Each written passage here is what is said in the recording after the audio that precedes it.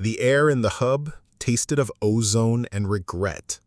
Across the table, the man who called himself Silas popped the latches on the heavy case, the thump-thump lost in the sizzle of a nearby noodle stall.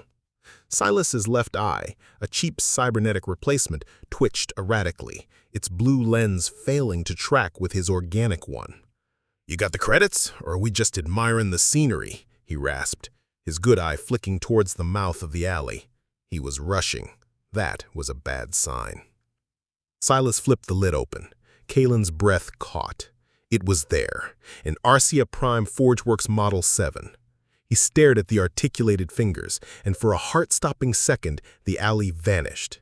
He was back in the mine, deafened by the shriek of shearing plasteel and the wet, final sound of Levin's arm being pulped against a collapsed tunnel support. He remembered his brother's hand, or what was left of it, no longer able to grip the controls of a canyon runner, his only dream crushed along with his bones. This new arm wasn't just a replacement. It was an apology. It was the future he'd stolen from his brother, gleaming under the neon glow. "It's clean," Silas insisted, mistaking Kaelen's stunned silence for suspicion. "No cereals. Wiped." Kaelen forced himself back to the present, the smell of fried batter and recycled air sharp in his nostrils. "I need to run a power cycle check," he said, his voice a low command.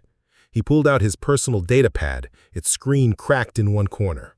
This was the moment. All the credits, all the risk, it all came down to this. As he reached for the diagnostic port, a stumbling drunk knocked into their table, sending a bottle of cheap synth ale crashing to the ground. Silas flinched violently, his hand instinctively going to a bulge under his jacket. Kaelen didn't move a muscle, his eyes locked on the arm. The drunk mumbled an apology and staggered on, swallowed by the crowd. The brief, sharp threat hung in the air between them. This alley wasn't a sanctuary. It was a stage, and they were horribly exposed. "Hurry up!" Silas hissed, his twitching eye now scanning the rooftops. Kaelen ignored him, plugging the datapad into the arm. Lines of code scrolled across the screen, a frantic green waterfall in the dark alley. He initiated the sequence. A soft whirring sound came from the case, and the arm's internal conduits pulsed with a brilliant, healthy blue. The fingers clenched into a tight, powerful fist, then unfurled with perfect fluid grace. Every actuator test flashed green. Power flow stable, neural interface dormant but pristine. It was perfect. Suddenly, a brilliant white light flooded the alley. Kaelen and Silas ducked instinctively, shielding their eyes.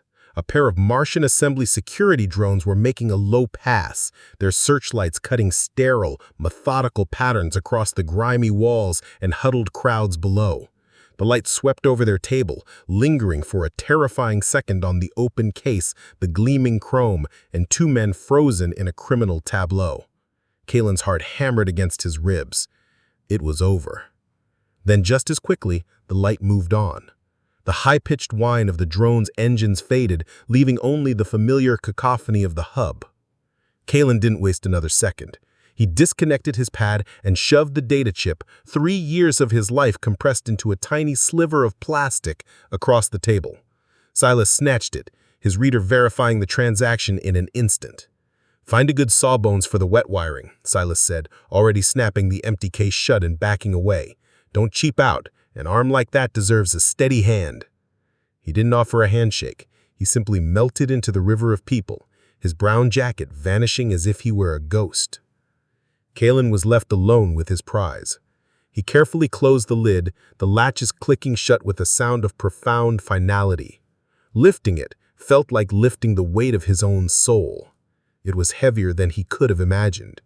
He turned and walked away from the noodle stall, heading for the deeper, darker arteries of the city, for the hidden clinics in the Warrens where a man with enough credits could try to buy back a piece of his brother's stolen future. The red dirt of Mars had taken from them, and now, at a terrible price, he was finally, desperately, taking something back.